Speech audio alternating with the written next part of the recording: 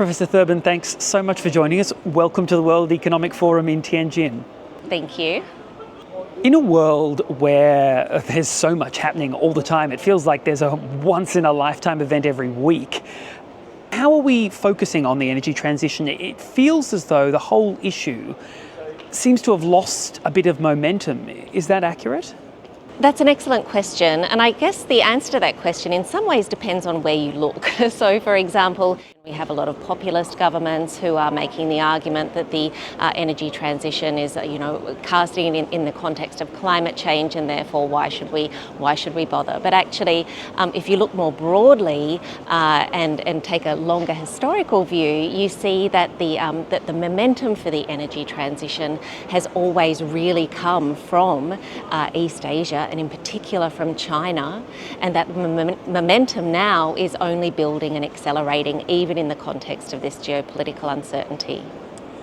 One of your fellow panellists this morning mentioned that he thought that the world was talking too much and not getting anything done on climate change and on the energy transition. Do you think that's a fair comment? Well, again, I guess it really depends on where you look, doesn't it? Certainly that's not the case in China. China has built the world's largest renewable energy system. Its investments continue to accelerate at an incredible pace. And one of the outcomes of that is that we have incredibly rapid decline in the costs of renewable energies. This is exactly what we need. We need enormous capacity. The question is, how can the world absorb that capacity in a way that is going to expedite the transition, but also deliver equitable outcomes. You also mentioned the various purposes of the energy transition, and one thing I found quite interesting was you said there has been possibly too much focus on climate change as a reason for getting this energy transition done. Can you expand a little bit more on what you mean by that?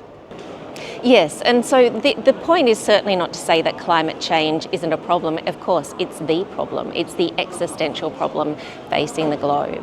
But the issue is that particularly in the West, in my country, Australia, and certainly in many other countries, climate change has been almost the primary lens through which we've viewed the energy transition and prosecuted a case for the transition. But the reality is that if you look at China, which has built the world's largest renewable energy system and is leading the globe in the scale out of all these industries, it really rarely talks about as climate change as being the primary driver, because the Chinese government has been motivated by a much broader set of concerns. So, for example, it sees the energy transition as this incredible opportunity to advance an economic security agenda, and an energy security agenda, a social security agenda, and even a geostrategic agenda centred on projecting the image of a good green international citizen and a great development partner for developing countries who are looking to develop and decarbonise.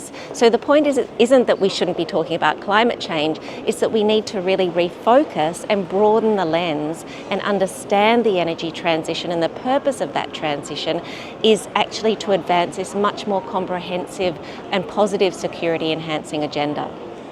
And I guess that sort of picks up on my next question. I was going to ask you about another term that you used in the panel, which was green energy statecraft.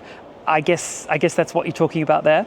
It's exactly what I'm talking about, and that's what we're working on at the Green Energy Statecraft project. So Green Energy Statecraft really describes this approach to the energy transition. It's understanding the transition as an opportunity to advance a comprehensive security enhancing agenda, to boost energy security, to boost economic security, to boost environmental security, social security and geostrategic security. And so we ask, what kind of governance approach is up to that task? And that's much more than kind of green industry policy. We hear a lot about, green industry policy, but that doesn't quite capture the level of ambition required and the level of coordinated and strategic governance that's required as well. And also the way in which the energy transition can catalyse wonderful new collaborative opportunities between countries that can collectively decarbonise.